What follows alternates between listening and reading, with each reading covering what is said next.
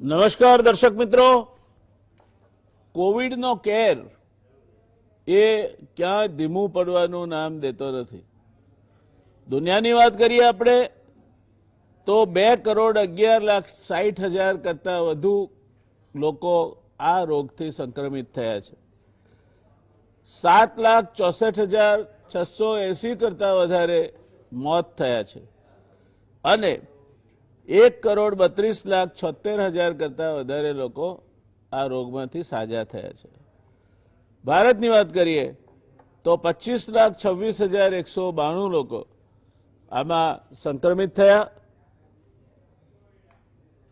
49,036 કરતાં વધુ મૃત્યુ થયા અને 18,08,936 લોકો સાજા થયા.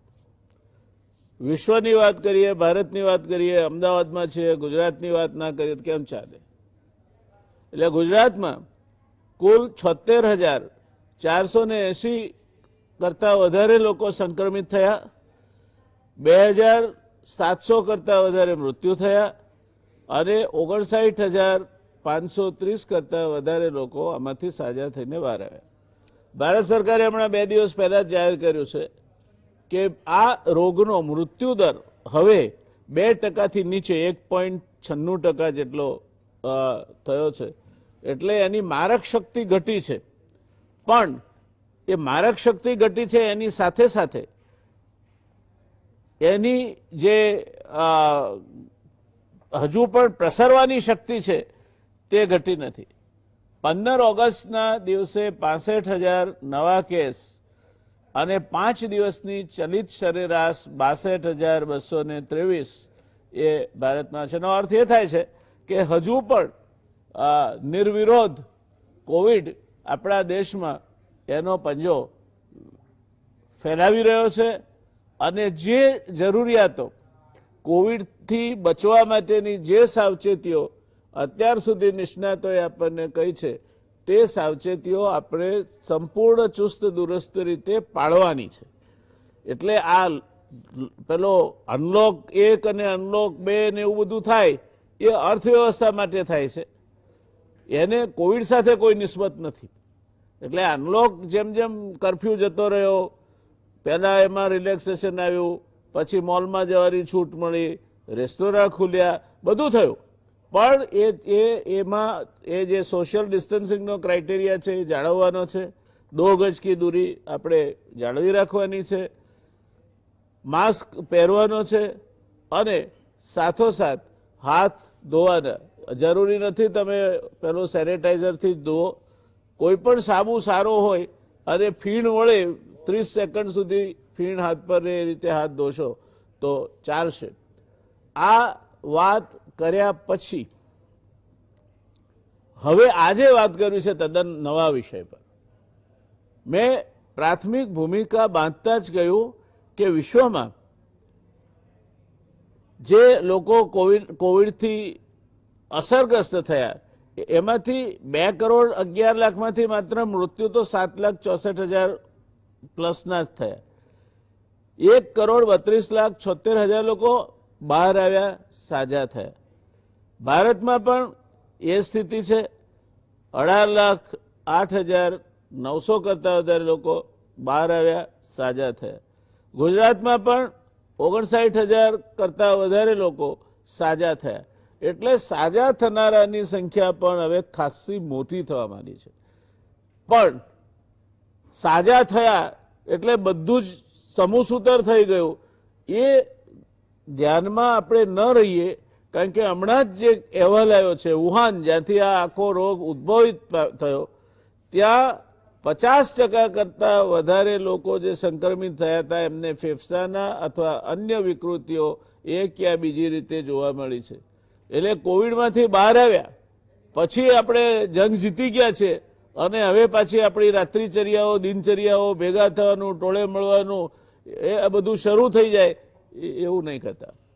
કોવિડમાંથી બહાર આવ્યા પછી પણ ખૂબ બધી કાળજી રાખવી પડે છે. ને એટલે આજે દર્શક મિત્રો ખાસ આપણે કદાચ ગુજરાત નહીં, રાષ્ટ્રીય ટેલિવિઝન ચેનલ પર પણ આ પ્રકારની ચર્ચા પહેલી વાર થાય છે કે જ્યારે આ ગજાના નિષ્ણાતો કોવિડમાંથી બહાર આવ્યા પછી તમારે શું કાળજી રાખવી એની વાત કરવા છે. કોવિડની સારવાર, કોવિડ ના થાય માટેના પ્રતિબંધક ઉપાયો, એની ચર્ચાઓ ઘણી થઈ છે. ને આપણે ગુજરાત સમાચાર ટેલિવિઝન પર તો ઘણી બધી વખત નિષ્ણાતોની સહાય લઈ અને એ વિષય તમારા પર સામે મૂક્યો છે. આજે આ સાવ નવો વિષય છે કે તમે કોવિડમાંથી બહાર આવી ગયા, અભિનંદન, પણ હજુ ઘણો બધો પડકાર ઝીલવાનો બાકી છે.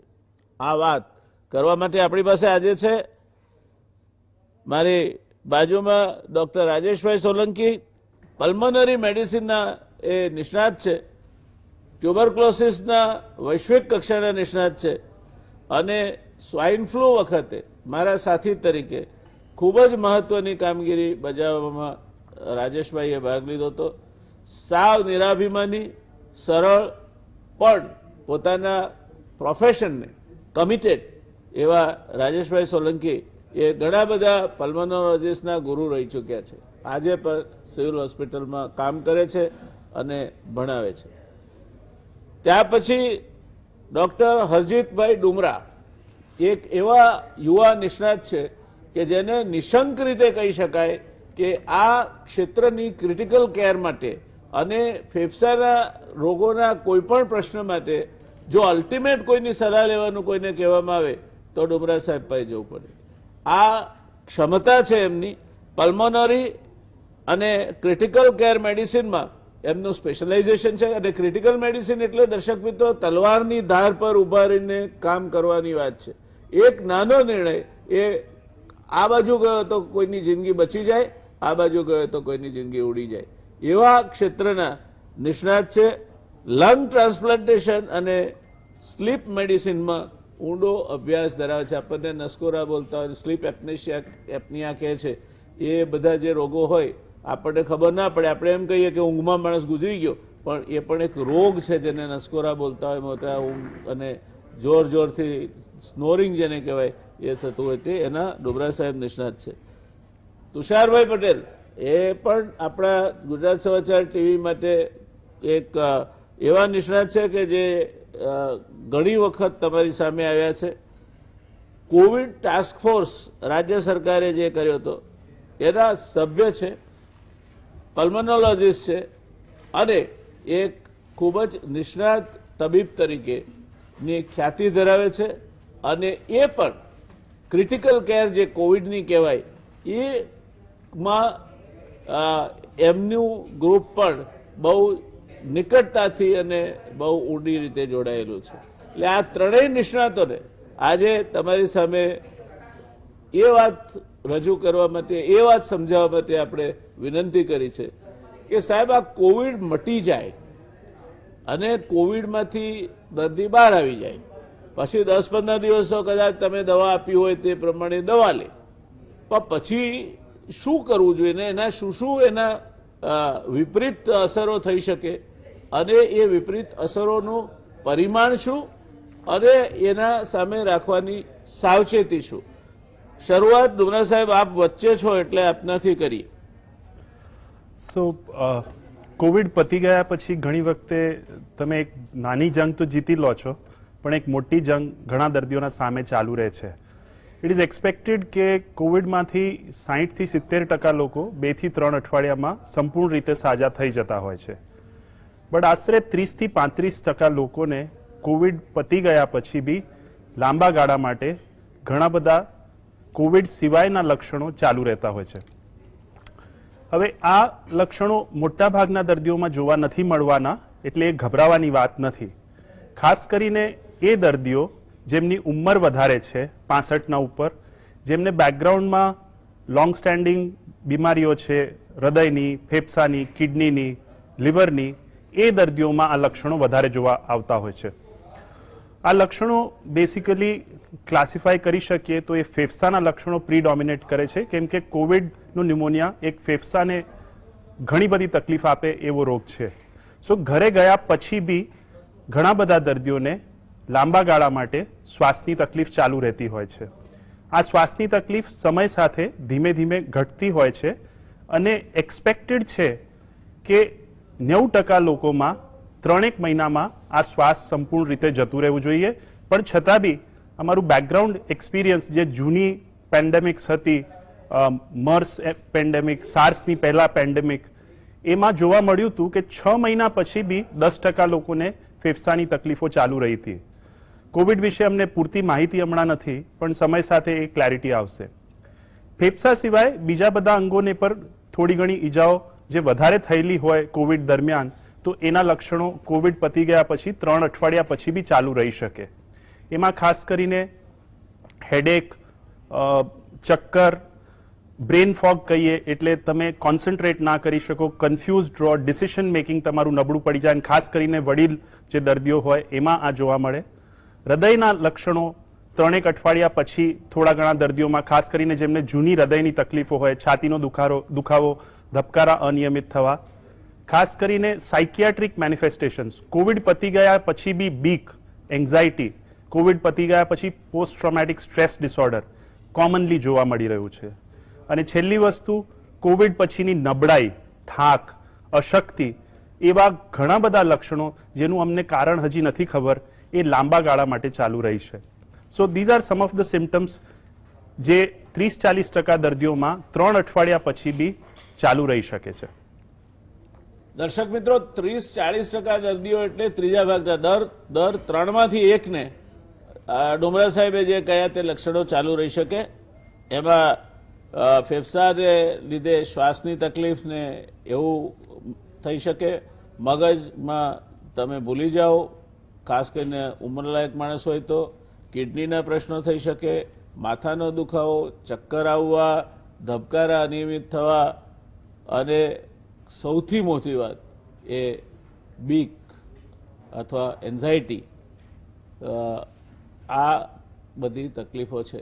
એટલે કોવિડ મટી ગયો અને આપણે રાજા થઈ ગયા એવું ખાસ કરીને અમુક પ્રકારના દર્દીઓમાં તમારે માનવાની જરૂર નથી.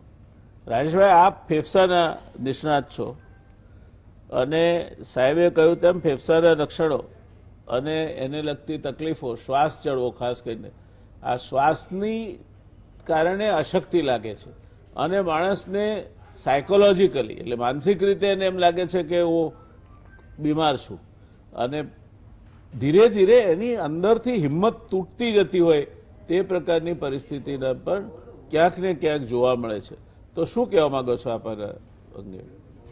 દર્શક મિત્રો, ખાસ કરીને આપણે જાણીએ છીએ કે જ્યારે પેશન્ટને કોરોના શબ્દ વાપરીએ કે કહીએ કે કોવિડ પોઝિટિવ છે, ત્યારે જ એની માનસિક નબળાઈ થતી થાય છે. પરંતુ જેમ અજીતે વાત કરી એ પ્રમાણે એ શરૂઆતના પીરિયડમાં દર્દીને સારું થઈ ગયા પછી પણ એનો થોડી ઘણા અંશે એ ડર રહ્યા જ કરે છે. એના કારણે એકદમ ગભરાઈ જાય છે. એટલે કે આપણે એનું જે સ્ટ્રેસ ફેક્ટર છે એ આપણે દૂર કરવું જોઈએ. એના માટે ઘણા બધા પ્રયત્નો હોય, જેમ કે આપણે એને એકલા ના પડવા દઈએ, એનું માઇન્ડ ડાયવર્ટ કરી શકીએ, એને આપણે વ્યવસ્થિત રીતે સાંભળીએ, સલાહ આપીએ. એટલે જે કાઉન્સેલિંગ પાર્ટ કે છે એ બહુ જ અગત્યનો હોય છે અને એ કાઉન્સેલિંગ દ્વારા ધીમે ધીમે એમાં સમયમાંથી બહાર આવે છે. ખાસ કરીને જ્યારે આપણે હોમ આઇસોલેશન શબ્દો વાપરીએ છીએ, 14 દિવસ એક રૂમમાં રહેવું અથવા તો હોસ્પિટલમાં ડિસ્ચાર્જ કર્યા પછી 10 દિવસ બાદ 7 દિવસ એકલા રહેવું, એટલે એક એકલતા પણ અનુભવે છે. એના કારણે બી એનું થોડુંક માનસિક સંતુલન ગુમાવે છે અથવા સ્ટ્રેસ ફેક્ટર હોય છે.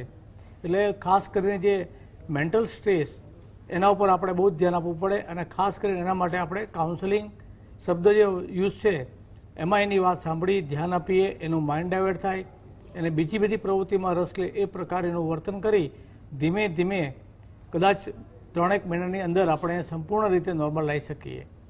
ફેફસાની વાત કરીએ કે જે દર્દીને સામાન્ય લક્ષણ હોય કે ભાઈ ગળું પકડાયું છે, થ્રોટ ઇન્ફેક્શન છે, એને કોઈ તકલીફ રહેતી નથી.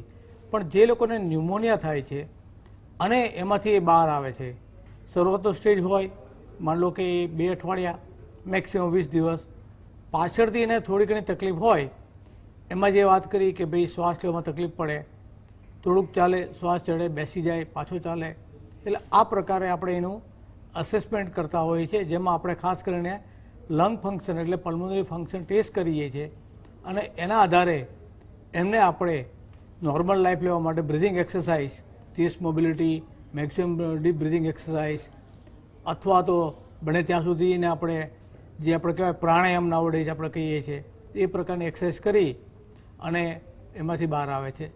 નબળાઈ માટે ખાસ કરીને આપણે જાણ્યું કે ખાસ કરીને મસલ વીકનેસ ઘણીવાર દર્દીને દાખલ થાય ત્યારે સ્ટીરોઇડ નામની દવા આપે છે અથવા તો વાયરલ ઇન્ફેક્શન કારણે પોસ્ટ વાયરલ ફેઝમાં એને આ તકલીફ હોય છે. એટલે એવા દર્દીઓને આપણે સ્ટ્રેચિંગ એક્સરસાઇઝ પણ આપતા હોય છે. એટલે આવા બધા દર્દીઓને ખાસ કરીને મેન્ટલી, ફિઝિકલી અને લંગ ફંક્શન દ્વારા અને પ્રાણાયામ અથવા બીજી ટેકનિક દ્વારા આપણે એનું ફેફસાનું ધ્યાન રાખી શકીએ છીએ. દર્શક મિત્રો, આ વાત થઈ ફેફસા અને આ રોગની જે આખી ટ્રીટમેન્ટ છે એમાં ઘરવાળા તરીકે કે કુટુંબ તરીકે પણ તમારી મોટી જવાબદારી છે.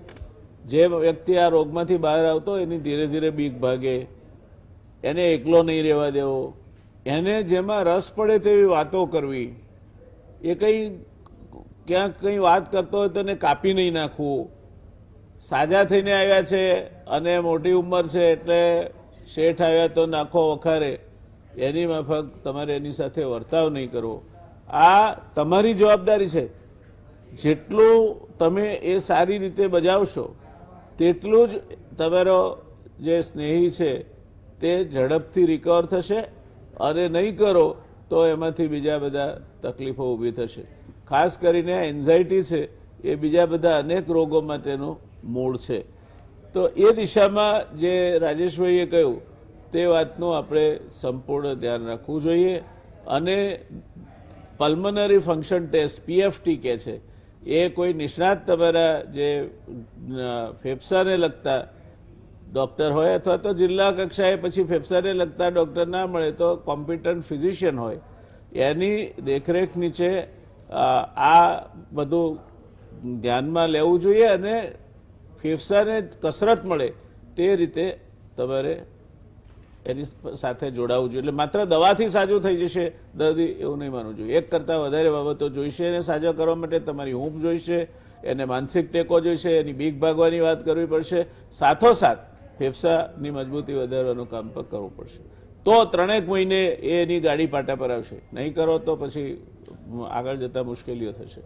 તો તુષારભાઈ, મારે આપને પૂછવું છે કે આમાં આ જે આખી ચર્ચા આપણે કરીએ છીએ એમાં કોઈ સ્પેસિફિક ફિઝિયોથેરાપીનું અથવા તો કસરતનું મહત્વ ખરું અને ફિઝિયોથેરાપિસ્ટનો રોલ શું હોઈ શકે એમાં? સાહેબ, આ જે આપણે જે અર્જિતભાઈએ પણ વાત કરી અને સોલંકી સાહેબે પણ વાત કરી કે આપણે જે પોસ્ટ જેમાં મોસ્ટલી જેને લંગ્સ ઇન્વોલ્વમેન્ટ થાય છે કે ફેફસાનું ઇન્વોલ્વમેન્ટ થાય છે એવા દર્દીઓને જ્યારે ઘરે મોકલવામાં આવે છે 15 દિવસ 20 દિવસ, ઘણા પેશન્ટો વેન્ટિલેટર ઉપર હોય, ઘણા ઓક્સિજન થેરાપી ઉપર હોય, એવા પેશન્ટોને જ્યારે ઘરે મોકલવામાં આવે છે અને ઘણા પેશન્ટનું એ વખતે પણ ઓક્સિજન લેવલ ઓછું પણ રહેતું હોય છે, 94-95 જેવું રહેતું હોય, એની સાથે પણ ઘરે મોકલવામાં આવે છે. ઘણા પેશન્ટને ઓક્સિજન સાથે પણ ઘરે મોકલવામાં આવે છે. એવા દર્દીઓને આ જે ફેફસાની કસરતનો ઘણો બધો રોલ રહેલો છે, જેને પલ્મોનરી રિહેબિલિટેશન્સ કહેવાય અમારી ભાષામાં. જેને પલ્મોનરી એટલે કે ફેફસાની મજબૂતાઈ માટેના જુદા જુદા ફિઝિયોથેરાપિસ્ટ આવે છે. એમાં તે સ્પેશિયલી કાર્ડિયોપલ્મોનોલોજીસ્ટ જે ફિઝિયોથેરાપી કરાવતા હોય છે એ લોકો આમાં જુદી જુદી પ્રકારની ફેફસાની કસરત કરાવતા હોય છે, જેમાં ફેફસાની કેપેસિટી વધે એ માટે એના અલગ અલગ ઇન્સ્ટ્રુમેન્ટ પણ આવે છે. જે સિમ્પલ આપણે જે અત્યારે દરેક જે કોરોનાના દર્દીઓ દાખલ થતા હોય છે અને જેને લંગ્સ ઇન્વોલ્વમેન્ટ થાય છે એને એક 3 બોલ વાળું મશીન આપવામાં આવે છે અને જેનાથી બોલ ઉપર પકડી રાખવાનું, જેનાથી ઇન્સ્પિરેટરી અને એક્સપિરેટરી કેપેસિટી આપણી ફેફસાની મજબૂત થઈ શકે એ બોલનું મશીન હોય છે. સિમ્પલ આપણે જો એ બોલના મશીન પણ ના હોય તો આપણે બલૂન્સ પણ હોય છે સાહેબ. એ બલૂન્સને આપણા ઘરમાં હોય એને ફુગ્ગા મારે, બેઠા બેઠા ફૂંકો મારી શકાય. બીજું છે કે મીણબત્તી હોય એને વારે ઘડીએ ઓલવવાથી પણ આ જે ફેફસાની કસરતો થતી હોય છે. આ જે અલગ અલગ પ્રકારની ફેફસાની કસરત અને એના સાથે સાહેબ અગત્યનું સોલંકી સાહેબે પણ કીધું કે જે ફેફસાની જે આપણે કસરત હોય એમાં આપણે યોગ અને પ્રાણાયામનો સાહેબ બહુ જ મોટો રોલ રહેલો છે. જેમાં પ્રાણાયામમાં જે અલોમ વિલોમ, કપાલભાતી, ભ્રામરી જે અલગ અલગ પ્રાણાયામના પ્રકાર છે એનાથી ફેફસાની કેપેસિટી ઘણી બધી ઇમ્પ્રૂવ થતી હોય છે.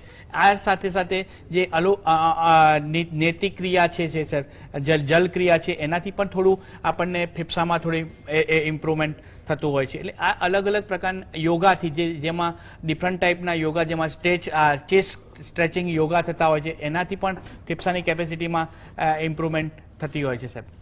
ટૂંકમાં દર્શક મિત્રો, આ ધમણ છે આપણી, ધમણ વેન્ટિલેટર નહીં, આપણા શરીરની ધમણ છે ફેફસા, એને આપણે મજબૂત કરવાના છે કોવિડ મટી ગયા પછી. અને એ મજબૂત કરવા માટે આ જે તુષારભાઈ સાહેબે મશીન કહ્યું એ 650 રૂપિયાનું આવે છે, રેસ્પિરોમીટર કહે છે. એ 3 બોલ આવે, એને ફૂંક મારીને અંદર લઈ જવાના, અને એની જે કસરત હોય સાહેબ બતાવે, તમારા પલ્મોનોલોજીસ્ટ એ પ્રમાણે કરવાની. તમને પોસાતું હોય તો મહિને એકાદ વખત પલ્મોનોલોજીસ્ટની મુલાકાત લેવાની, એનો જે ફેફસાની મજબૂતાઈ કેટલી છે તે જોવા માટેનો જે ટેસ્ટ છે, પીએફટી પલ્મોનરી ફંક્શન ટેસ્ટ, તે કરાવવાનો. અને નહીં તો ફુગ્ગા ફૂલાવાના. ફુગ્ગા ના હોય ઘરમાં, હવે તો આપણે ગેસ વાપરીએ છીએ, નહીં તો ભૂંગળી આપણે ચૂલો સળગાવવા માટે વાપરીએ છીએ, એમાં ફૂંક મારીને તમે કસરત કરી શકો. આ રીતે પણ ટૂંકમાં ફેફસાને આપણે મજબૂત કરવાના છે. અને એ ફેફસાને મજબૂત કરશો તો આ 3માંથી 1 જણને જે તકલીફ થાય છે, ડુમરા સાહેબે કહ્યું, તે તકલીફમાંથી તમે ઝડપથી બહાર નીકળી શકશો. એટલે આ ત્રણેય ડૉક્ટર સાહેબોએ જે વાત કહી ખૂબ જ અગત્યની છે, અને એ બાબતમાં આપણે ધ્યાન રાખીને ચાલીશું તો આગળ જતા સાહેબ આ ના થાય તો પછી કંઈક ફાઇબ્રોસિસ કે એવું કંઈ થવાની શક્યતા ખરી? સો બેસિકલી જે અમારી માહિતી છે કોવિડ વિશે એ હજી અધૂરી છે, બિકોઝ આ ડિઝીઝ ઇવોલ્વ થઈ રહ્યું છે, આખા વિશ્વમાં આના વિશે ચર્ચા થઈ રહી છે, પણ એના પૂરતા પુરાવા હજી અમારા પાસે નથી. સો જે બી લિટરેચર છે, જે ડેટા આવી રહ્યું છે, એ ઘણું બધું પ્રીવિયસ એપિડેમિક્સના બેસિસ પર આવી રહ્યું છે. સો ગયા વખતના સ્વાઇન ફ્લૂના એપિડેમિક્સ, મર્સના એપિડેમિક્સ, સાર્સના એપિડેમિક્સમાંથી જોવા મળ્યું હતું કે મોટા ભાગના દર્દીઓ 3 થી 6 મહિનામાં સંપૂર્ણ રીતે આ તકલીફમાંથી બહાર આવી જતા હોય છે. છતાં બી 1 વર્ષે 10% દર્દીઓની ફેફસાની ક્ષમતા નોર્મલ કરતા 10 થી 20% ઓછી જોવા મળી હતી, જે પ્રીવિયસ એપિડેમિક્સ થયા એમાં. એટલે 90% લોકોને નિમોનિયા પછી કોઈ બી રેસિડ્યુઅલ ડેમેજ ફેફસામાં 6 મહિના પછી એક્સપેક્ટેડ નથી. ફાઇબ્રોસિસ બેસિકલી એક હીલિંગ પ્રોસેસ છે. હીલિંગ પ્રોસેસ એટલે દર્દીને સાજું કરવાની શરીરની એક રીત છે. ફાઇબ્રોસિસ જ્યારે માપસર થાય તો એ દર્દીને હેલ્પ કરે, દર્દીની હીલિંગ પ્રોસેસમાં એ યોગદાન આપે. પણ ફાઇબ્રોસિસ જે ડિસ્પ્રપોર્શનેટ થાય, એટલે રોગ નાનો પણ ફાઇબ્રોસિસ વધતું જાય, ત્યારે જ એ ફાઇબ્રોસિસ દર્દીને નડતું હોય છે. વાયરલ ન્યુમોનિયા કોવિડનું હોય કે કોઈ બી કારણસર હોય, એક્સપેક્ટેડ એ છે કે જે ડેમેજ પહેલા 3 મહિનામાં થઈ ગયું છે એના કરતાં એ ડેમેજ વધવાનું નથી. સો દાખલા તરીકે તમારી ફેફસાની ક્ષમતા 3 થી 6 મહિનાએ 70 કે 80% પહોંચીને અટકાઈ જાય છે, તો આગળ ચાલીને એ 80 ના 60 નથી થવાના. બટ જે 20% ડેમેજ તમારું રહી ગયું છે એના લીધે લાંબા ગાળે શ્રમ પડે એવી પ્રવૃત્તિઓ તમને કરવામાં તકલીફ પડે છે. દાદરા ચડવા, વજન ઉચકવું, ઝડપી રીતે ચાલવું, એ તમને તકલીફ આપી શકે છે. સો દાખલા તરીકે તમારું નંબર એ 10%માં પડે છે કે જે લોકોને 6-12 મહિના પછી બી ફેફસાની ક્ષમતા ઓછી છે, ફાઇબ્રોસિસ રહી ગયું છે, એમાં બી કોઈ ગભરાવાની વાત નથી. પણ હા, તમારી ઉંમર જોતા જે તમારા સામે એક લાંબુ જીવન છે, તો શ્રમ કરે પડે એવી પ્રવૃત્તિઓ કરવામાં તમને થોડી તકલીફો રહી શકે. ટાઈમ સાથે મોટા ભાગે આ ફાઇબ્રોસિસને ટેકલ કરવા માટે અમે લોકો યુઝ્યુઅલી દવાઓ બી ચાલુ કરવાના ફેવરમાં રહીશું. પણ કઈ દવા ક્યારે ચાલુ કરવી, એની અસર કેટલી થશે, ફાઇબ્રોસિસમાં રિવર્સલ થશે કે નહીં, એ વસ્તુઓ માટે હજી પૂરતા પુરાવા નથી, એ માહિતી અધૂરી છે. પણ અમે લોકો ઘણા બધા પેશન્ટ્સમાં જ્યાં ફાઇબ્રોસિસ ડિસ્પ્રપોર્શનેટ છે એ લોકોને આ દવાઓ સ્ટાર્ટ કરી રહ્યા છીએ. સો 3 થી 6 મહિનામાં એના વિશે બી માહિતી મળશે. દર્શક મિત્રો, એનો અર્થ એ થયો કે આ જે ફેફસાની તકલીફો છે એના માટે પણ જરૂરી સારવાર અને જે કોમ્પિટન્ટ ડોક્ટર જેને કહેવાય એના હાથ નીચે લેવી જોઈએ. ડુમરા સાહેબની આ વાતને આપણે આગળ વધારીશું. રોકાઈશું અત્યારે એક નાનકડા બ્રેક. વિરામ બાદ સ્વાગત છે દર્શક મિત્રો તમારું. ચર્ચા કરી રહ્યા છીએ આપણે કોવિડ મટી ગયા પછી શું કાળજી રાખવી જોઈએ જેથી 30-35% દર્દીઓને જે અમુક પ્રશ્નો થાય છે તે પ્રશ્નો ન થાય. આમાંના એક પ્રશ્નની વાત થઈ આપણે કે જો ફેફસા નબળા પડે અને એમાં 80% હોય અને એટલા સુધી રહે પછી 20% રહી જાય ભાગ, તો એ 80%થી વધશે નહીં આગળ, એની ચિંતા નહીં કરવાની. પણ પેલો 20% કેપેસિટી તમે ખોઈ, જે આ બધા કસરત નહીં કરી, બાકીના ઉપાયો કરવા જોઈએ તે નહીં કર્યા, એ પાછી નહીં આવે. અને એટલે તમે દાદરો ચડશો કે કંઈ શ્રમવાળું કામ કરશો તો તમને હાંફ ચડશે. એટલે એનાથી તમારે દૂર રહેવું.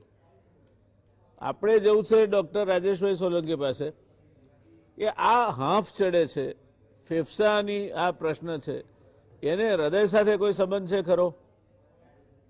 સામાન્ય સંજોગોમાં જ્યારે આપણા દર્દીને કે હાફ ચડે છે એટલે કે બ્રિધિંગ ડિફિકલ્ટી થાય છે, એટલે એક તો ખાસ એનું સેચ્યુરેશન એ વખતે અટકી જાય છે અને એના શ્વાસના ક્રિયા જે કહીએ આપણે રેસ્પિરેટરી રેટ એ વધે છે અને એના કારણે હૃદયને બી થોડી તકલીફ પડે છે. એ આપણે સૌથી પહેલાં ખબર પડે કે એના હૃદયના ધબકારા પણ વધે.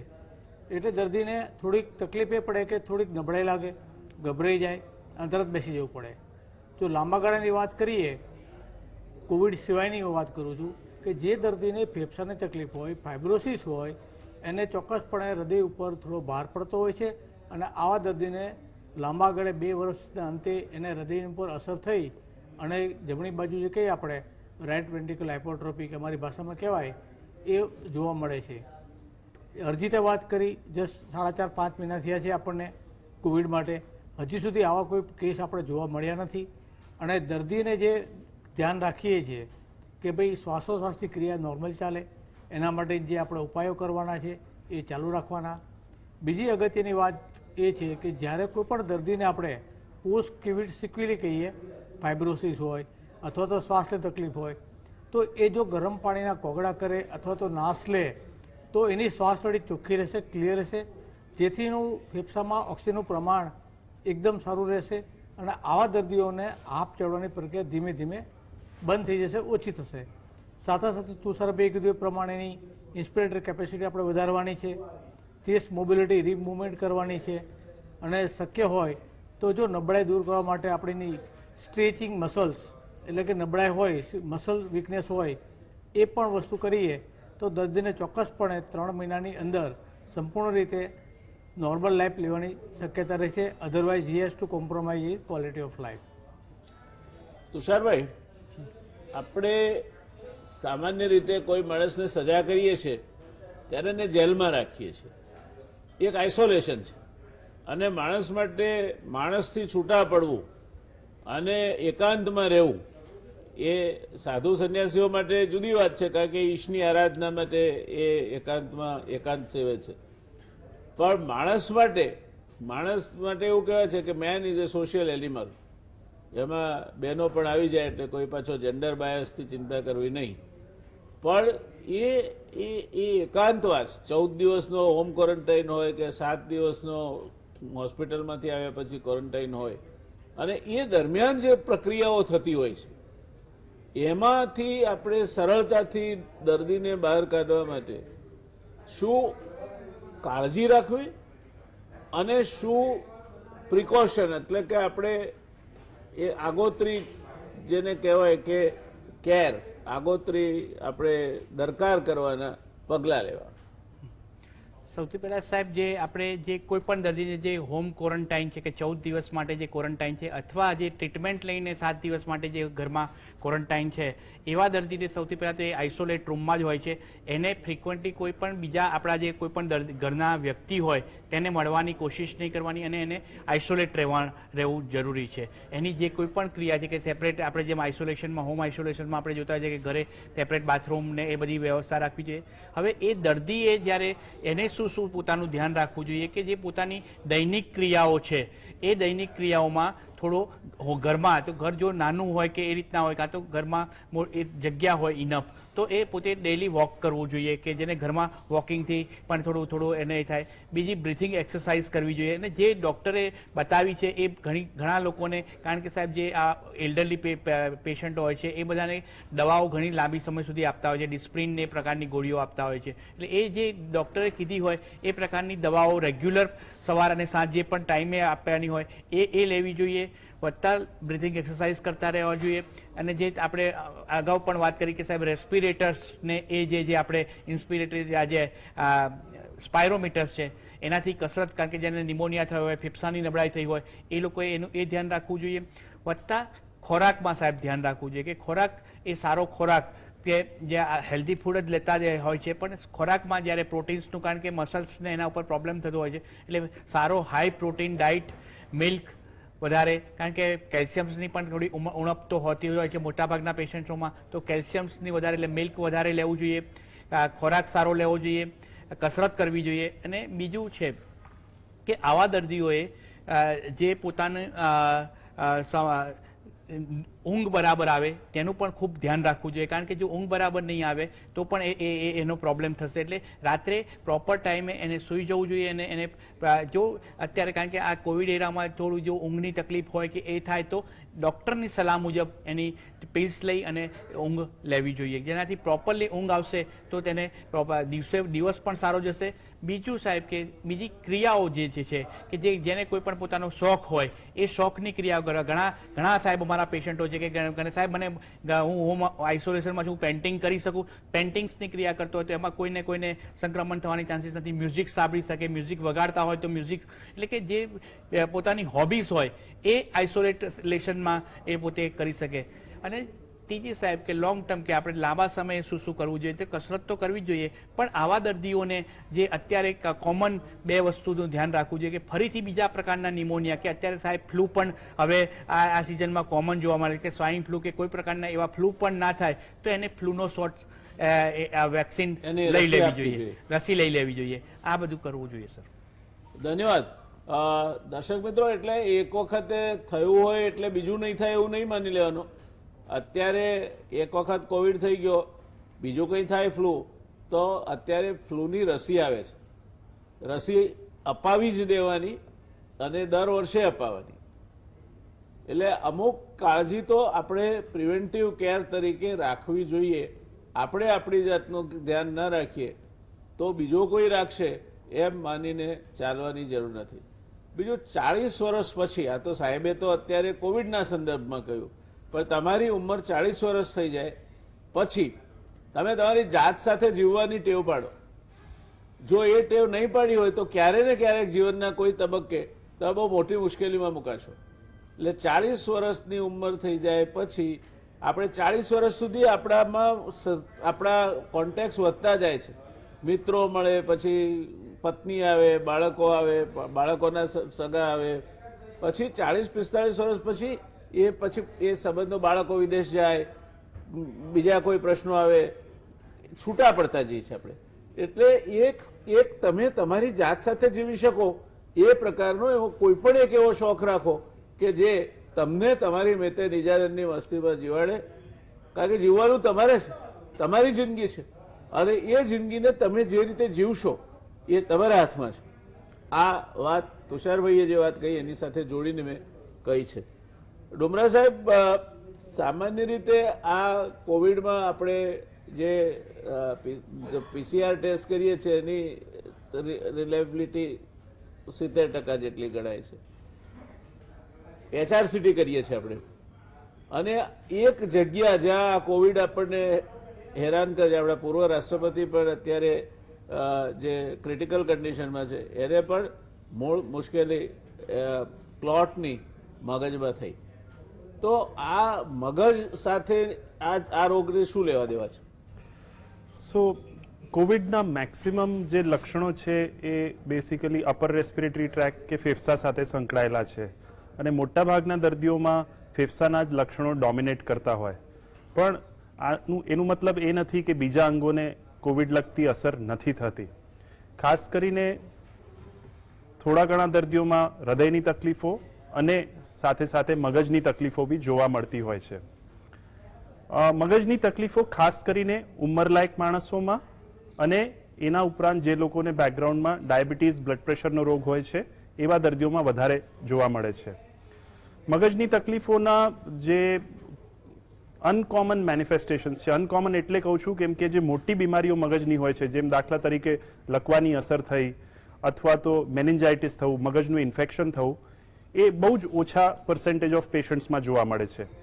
મગજના બીજા લક્ષણોમાં અમે લોકો કહીએ પોલિન્યુરોપેથી એટલે નસો સુકાઈ જવી અથવા સ્નાયુઓ નબળા પડવા, એવા લક્ષણો બી થોડા ઘણા દર્દીઓમાં જોવા મળતા હોય.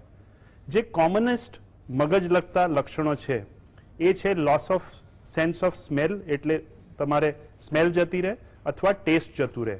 એ ઘણા બધા દર્દીઓમાં કોમનલી જોવા મળતું હોય અને એનું રિકવરી પીરિયડ આશરે 3-1 અઠવાડિયા મેક્સિમમ હોય છે. એના ઉપરાંત કોવિડ થઈ ગયા પછી જે કોમનેસ્ટ સિમ્ટમ દર્દીઓ અમને આવીને કહી રહ્યા છે એ છે હેડેક, એટલે માથાનો દુખાવો, જે કોઈ બી દવાથી ઘણી વખતે મટતું નથી, અને ગિડીનેસ અથવા ચક્કર, જે વધારે માત્રામાં જોવા મળે છે. કોઈક દર્દીઓમાં ખેંચની તકલીફો બી જોવા મળે છે.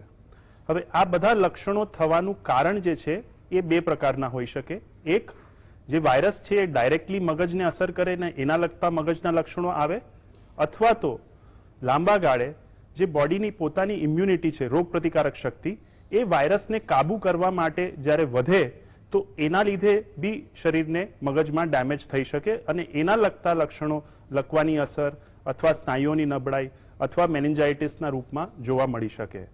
બટ આ વસ્તુઓ જે છે બહુ જ ઓછા દર્દીઓમાં જોવા મળે છે. ખાસ કરીને અમે લોકો જ્યારે ટ્રીટમેન્ટ આપતા હોઈએ ત્યારે લોહીની નસોમાં જે મગજને સપ્લાય કરતી હોય, લોહી ગંઠાઈ ના જાય એવી દવાઓ વાપરતા જ હોઈએ છીએ. અને ઘણા બધા દર્દીઓને એ દવાઓ રજા આપ્યા પછી બી ઘરે જઈને લેવાની સલાહ હોય છે. એટલે જસ્ટ બીકોઝ કે આ લક્ષણો આવી શકે એનું મતલબ એ નથી કે ઘરે જશો તો એની બીક રાખશો, કેમ કે સાથે સાથે એની દવાઓ બી ચાલુ જ રાખવામાં આવે છે. દર્શક મિત્રો, આ ખૂબ અગત્યની વાત કહી સાહેબે, જો તમે ધ્યાન આપ્યું હોય તો. લોહી પાતળું થવાની દવા, જેના કારણે મગજમાં કોઈ તકલીફ ઊભી ના થાય, એ તમને સારું લાગે ને હવે તો કંઈ છે નહીં ને તકલીફ નથી થતી ને મને તો હવે બરાબર સ્મેલ પણ આવે છે અને માથું નથી દુખતું ને આપણે બંધ કરી દઈએ, મહેરબાની કરીને નહીં કરતા. જ્યાં સુધી તમારા ડૉક્ટર તમને ના કહે કે હવે તમને આ દવા લેવાની જરૂર નથી, ત્યાં સુધી આ દવાઓ લગભગ કાયમી ધોરણે લેવાની હોય છે, એટલે લાંબા સમય સુધી લેવાની હોય છે. એટલે લોહી પાતળું થવાની દવા જે તમને તમારા ડૉક્ટર સાહેબે આપી હોય એ દવા ક્યારેય તમારી મેતે સારું લાગે છે એમ કરીને બંધ નહીં કરી દેતા. જો કરી દેશો તો એ તમને જ જોખમકારક પુરવાર થશે. હા, સિવાય કે તમારે કોઈ સર્જરી કરાવવાની હોય અથવા તો એવું કોઈ કારણ હોય કે એમાં તમને તમારા ફિઝિશિયન કહેશે કે તમે 2 દિવસ માટે 2 દિવસ પહેલા આ દવા બંધ કરી. દાખલા તરીકે મોતિયો ઉતરાવો તમારે, દાઢ ખેંચાય છે, નાની નાની પ્રોસિજરની વાત કરું છું, તો એ 2 દિવસ તમને બંધ રખાવશે. એમાં કંઈ વાંધો નહીં, 2 દિવસ બંધ રાખી અને પછી પાછું એ પતી જાય પ્રોસિજર, એના 1 દિવસ પછી પાછું ચાલુ કરી દેવાનું. પણ એ તમારા ડૉક્ટર કે તે પ્રમાણ કરવાનું, તમારે મિત્ર નહીં કરવાનું. એટલે આ ખૂબ જ અગત્યની વાત ડુમરા સાહેબે કહી છે કે જે મગજને અસર કરતા બાબતના, મગજ એ એવી બંધ પેટી છે કે એને જ્યાં સુધી ના ખોલવી પડે કે એની સાથે ચેડા ના કરવા પડે ત્યાં સુધી સૌથી વધારે સારું. એટલે કિડની છે, લીવર છે, હાર્ટ છે, બ્રેઇન છે અને ફેફસા છે, આની સાથે બહુ આપણે જ્યાં સુધી એની સાથે કોઈ કન્ફ્રન્ટેશનમાં અથવા તો સંગ્રામમાં ન ઉતરવું પડે ત્યાં સુધી એ સારું. રાજેશભાઈ, એક અસર થાય છે, ઘણા બધા જે કોવિડના દર્દીઓને ડાયાલિસિસ પર મૂકવામાં આવે છે અને કિડની પર એની અસર થતી જોવા મળે છે. તો પોસ્ટ કોવિડ તો આ બધું રિપેર થઈ જાય, પછી શું કાળજી રાખવાની? આપ શું જાણો છો કે કોવિડમાં ખાલી એકલા ફેફસા અને હૃદય અથવા તો જે લોહી નળીઓમાં ડીએસી આપણે કહીએ એ નથી, પણ ઘણા દર્દીઓને કિડની ઉપર સોજો એટલે એક્યુટ રિનલ ઇન્જરી એ પ્રકારનું જોવા મળે છે. અને એમાં ખાસ કરીને જો પેશન્ટને ડાયાબિટીસ હોય ત્યારે આપણે આ તકલીફ વધારે જણાય છે, કારણ કે ડાયાબિટીસના કારણે પ્રોબ્લેમ છે કે વાયરસના કારણે છે એ બહુ જ મુશ્કેલી હોય છે.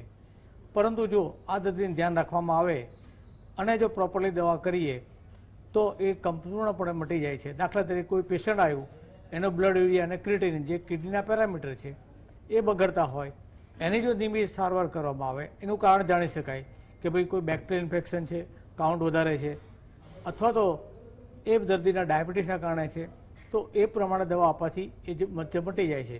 પરંતુ આ જે સમયગાળો છે એ પેશન્ટને રજા આપ્યા બાદ ઓછામાં ઓછા 15 થી 30 દિવસની વચ્ચે જોવા મળે છે. અને એ વખતે આપણે જો વાયરસનું કારણ હશે તો ચોક્કસપણે કહીશ કે એ આવનારા બીજા 15 દિવસમાં એટલે કે 1.5 મહિને 45 દિવસે પેશન્ટ સંપૂર્ણ સાજો થઈ જશે. પણ અન્ય કારણોસર માની લો કે ડાયાબિટીસ, હાઇપરટેન્શન એના કારણે હોય તો ધીરે ધીરે આની દવા લંબાશે અને એના માટે કન્સર્ન સ્પેશિયાલિસ્ટને બતાવી અને એની સારવાર કરવી બહુ જરૂર છે કે ભાઈ ડાયાબિટીસના કારણે નેફ્રોપેથી નથી, એ બધું જોવું પડે. પણ જ્યારે એક્યુટ ડેવલપમેન્ટ થાય પોસ્ટ કોવિડ ત્યારે આવા દર્દીને આપણે કાળજીથી સારવાર કરીએ તો ચોક્કસપણે મટી શકે છે. ધન્યવાદ. દર્શક મિત્રો, તમે એક જો ધ્યાનથી આ ચર્ચા સાંભળતા હો તો આપણા ત્રણેય નિષ્ણાત ડોક્ટર સાહેબોએ એક શબ્દ વારંવાર વાપર્યો, ત્રણેયમાં એક શબ્દ ત્રણેય વાપર્યો છે, અને એ શબ્દ છે ડાયાબિટીસ. ડાયાબિટીસ એક એવો રોગ છે કે જેનાથી તાત્કાલિક કોઈ મરી જતું નથી, પણ દુનિયામાં દર 30 સેકન્ડે એક માણસનો પગ કાપવો પડે છે ગેંગ્રેનના કારણે. આ ડાયાબિટીસથી થાય છે. આંખ પર અંધાપો આવે એ ડાયાબિટીસથી થાય છે. અને આ કિડનીને નુકસાન કરે છે તે પર ડાયાબિટીસ નુકસાન કરે છે. એટલે આ ડાયાબિટીસમાં આપણા ત્યાં કેવી ટેન્ડન્સી હોય છે કે જમવા બેઠા છીએ, બાજુમાં દોસ્તાર બેઠો હોય તો આગ્રહ કરીને, અમારા ભૂદેવોમાં તો એક લાડુ વધારે ખવડાવે, કેરીની સિઝન હોય તો કે તું તારે 1-2 વાટકા પી જા. આજે ઇન્સ્યુલિન થોડું વધારે, જ્યાં કશું જ ના થાય. યાદ રાખજો, તમે આજે લાડુઓ ખાઈને વધારે દવા લેશો એટલે શુગર કંટ્રોલ થઈ જશે. આ મૂર્ખતા કરતા નહીં. તમને તમારા ડાક્ટરે જે કહ્યું હોય તે જ ખાવું, દવા તે જ લેવી. તમારા હાથે કોઈ પણ પ્રકારનું ડાપણ કરવા જશો તો ડાયાબિટીસના કારણે નુકસાન થાય છે એના કરતાં ખાંડ ઘટી જવાના કારણે, જેને હાઇપોગ્લાઇસેમિયા કહે છે, એ જો 40-45 થઈ ગઈ તો સીધા રામ બોલો ભાઈ રામ થઈ જશે, તમે ચક્કર ખાઈને કોમામાં જતા રહેશો. એટલે આ ડાયાબિટીસને ગંભીરતાથી, આ કોમોર્બિડિટી કહે છે, એમાં સૌથી ખરાબમાં ખરાબ જો કોમોર્બિડિટી હોય તો એ ડાયાબિટીસ છે. દરેક જગ્યાએ તમને નડે એવો રોગ જો કોઈ હોય તો એ ડાયાબિટીસ છે. માટે ડાયાબિટીસ બાબતમાં સાવધાન રહેજો. ગુજરાતમાં દર 6 માણસે 1 માણસને ડાયાબિટીસ છે. આપણે મીઠા માણસો છીએ એટલે આપણને જલ્દી ડાયાબિટીસ લાગુ પડે છે, કારણ કે મેદસ્વીતા છે, પેટ પેલો ગોળ ટોપલી જેવું થઈ ગયું હોય, દુંદાળા દુઃખભંજનો સદાય વાળે વેશ, એમ ગણપતિ જેવું પેટ હોય, સિડેન્ટરી લાઈફસ્ટાઈલ, કંઈ જ કરવાનું નહીં, ખાટલેથી પાટલે, પાટલેથી ખાટલે, ઘરેથી નીકળ્યા એસીમાંથી ગાડીમાં બેઠા, એ એસી વાળી હોય, ઓફિસે ગયા ઉતર્યા, લિફ્ટમાં બેઠા, પાછી ઓફિસમાં બેઠા, એ એસી વાળી હોય, અને પછી સરસ મજાનો વરસાદ પડ્યો હોય અને શું મજા આવે દાળવડા ખાવાની, ને પછી ભજીયા મંગાવીએ, મિક્સ ભજીયા. અને આ આપણી જે બધી કુટેવો છે ને એ ડાયાબિટીસને કંકોત્રી લખીને બોલાવે છે. અને પછી સતત માનસિક તણાવ, શેર બજારના ભાવ વધઘટ થાય એ દાડે આપણને ઊંઘ ના આવે. એટલે આ બાબતે આપણે આપણા આ રોગને કંકોત્રી લખીને બોલાવીએ છીએ.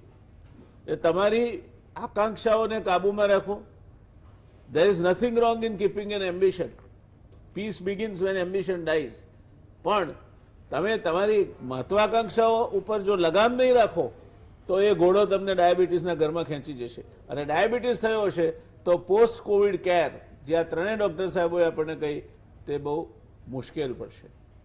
હવે આપણી પાસે છેલ્લો રાઉન્ડ છે અને દરેકને 2-2 મિનિટમાં સાહેબ આપે એક મુદ્દા ઉપર સલાહ આપવાની છે. જેને કોઈને કોવિડ થયો હોય અને કોવિડમાંથી સાજો થઈને બહાર આવતો હોય અને રિઝનેબલી ગુડ એટલે થોડા રિસ્ક ફેક્ટર પણ હોય, થોડા ના પણ હોય, એને શું સલાહ આપશો આપ? શરૂઆત કરીએ તુષારભાઈ આપથી. જેને કોવિડ થયો અને જે રિઝનેબલી સારા થતા હોય એમને મેઇનલી ફેફસાની જે તાકાતના જે આપણે યોગ અને પ્રાણાયામ રેગ્યુલર કરવા જોઈએ અને એનાથી ફેફસાની મજબૂતાઈ વધારવી જોઈએ. જેનાથી કારણ કે કોવિડના કારણે જે ફેફસામાં લિટલ બીટ ડેમેજ કોઈ પણ કોવિડ પેશન્ટને ભલે આપણે એક્સરેમાં નિમોનિયા ના દેખાયો હોય પણ એ એક્સરે થોડું ફેફસાને તો ડેમેજ કરતું જ હોય કોવિડમાં. તો એની મજબૂતાઈ માટે ફેફસા માટે યોગ અને પ્રાણાયામ કરવા જોઈએ સાહેબ. ડુમરા સાહેબ આપનો વારો. અને એમાં સ્પેસિફિકલી આ HRCT ટેસ્ટ કરાવવો જ જોઈએ કે ચાલે? સૌથી પહેલા તો કે શું કાળજી રાખી શકાય જેનાથી આગળની તકલીફો વધતા અટકાય. સૌથી પહેલા કે ડિસ્ચાર્જ થાવ હોસ્પિટલથી એટલે અવેરનેસ હોવી જોઈએ કે રોગ પતી ગયો છે પણ લક્ષણો તમારા ચાલુ રહી શકે. એ અવેરનેસ ડોક્ટરોમાં બી ઘણી વખતે નથી હોતી.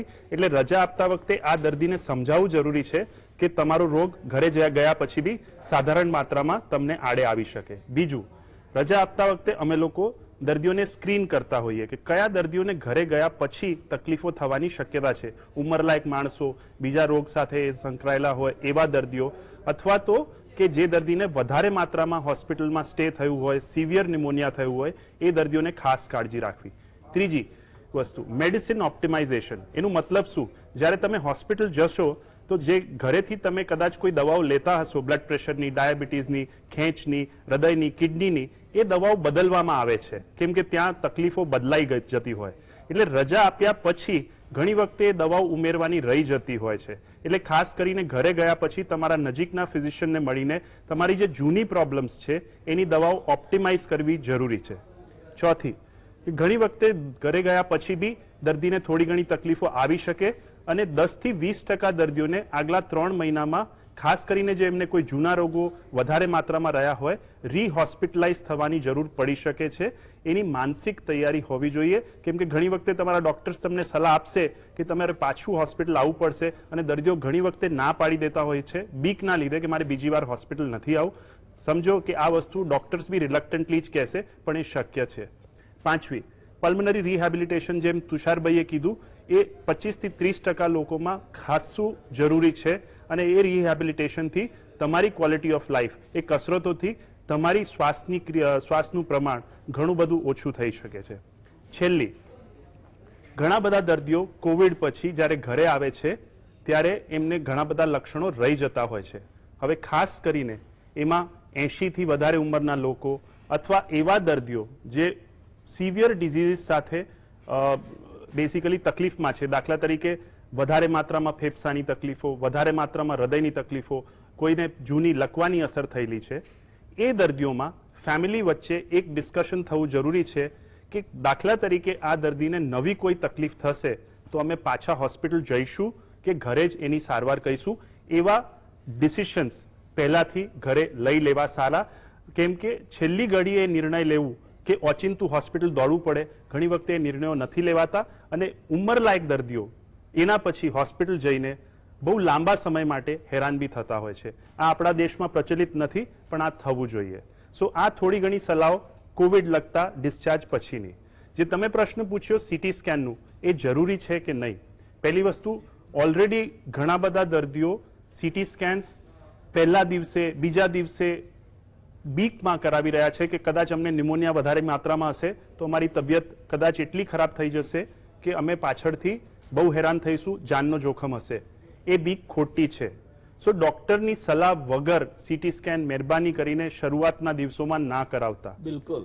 છેલ્લી વસ્તુ કે ઘરે આવ્યા પછી તમને કોવિડના નિમોનિયાના ડાઘા એક્સરેમાં ઓછામાં ઓછા 2 થી 3 મહિના રહેશે. એમાં વધારે માત્રામાં સીટી સ્કેન કરાવીને તમારી સારવારમાં કોઈ ફેર પડવાનું નથી. એ ડાઘા સમય સાથે કુદરતી રૂપે વગર કશું દવાએ જતા રહેવાના છે. એટલે વારંવાર સીટી સ્કેન જોઈને મારું નિમોનિયા રહી ગયું છે, મારી તકલીફ વધી ગઈ છે, એની ચિંતા કરીને હેરાન થવું નહીં. ધન્યવાદ ડુમરે સાહેબ. રાજેશભાઈ, આપને બહુ સમય તકલીફ નથી આપતો કારણ કે સમય આપણો પૂરો થવા આવ્યો છે. દર્શક મિત્રો, ત્રણેય નિષ્ણાતોને આપે સાંભળ્યા. એક જ વાક્યમાં મારી સલાહ છે કે ગભરાવું નહીં અને સાથે સાથે કાળજી રાખવી. તમારા ફિઝિશિયન અથવા તમારા ડૉક્ટરો એ કે તેમ કરવું. તમારી જાતે તમારા ડૉક્ટર નહીં થવું. ઇન્ટરનેટ પર ઘણી બધી બાબતો આવે છે, છાપામાં ઘણી બધી બાબતો આવે છે, ઘણી બધી રસપ્રદ માહિતીઓ મેગેઝિનો પણ આપે છે. આ કશા ઉપર આધાર નહીં રાખતા. Your doctor is right. એ તમને ઓળખે છે, તમારા શરીરને ઓળખે છે. એ જે કે તે પ્રમાણે કરો અને નિરાતે એણે જે આપ્યું હોય તે કાળજીઓનું પાલન કરી અને માનસિક ભય નહીં રાખતા. કારણ કે પેલી જાહેરાત આવે છે, તમે સાંભળ્યું છે, ડર કે આગે જીત હૈ. એટલે આપણે આ ચર્ચાને અહીંયા વિરામ આપીશું. મળીશું સોમવારે વળી પાછા એક નવા વિષય સાથે નવી વાત લઈને. ત્યાં સુધી ગુજરાત સમાચાર ટેલિવિઝન પર અમારો આ શો જોવા માટે આપ સૌનો ખૂબ ખૂબ આભાર. શુભરાત્રી, શબ્બા ખેર, ટેક કેર.